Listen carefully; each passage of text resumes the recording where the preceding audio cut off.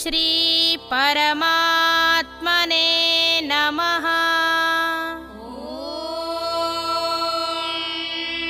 श्री परमात्मने नमः। श्रीमद्भगवद्गीता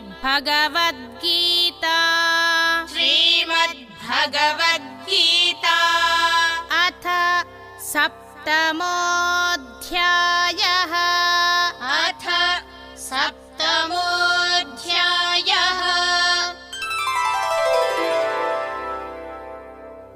श्रीभगवानुवाच श्रीभगवानुवाच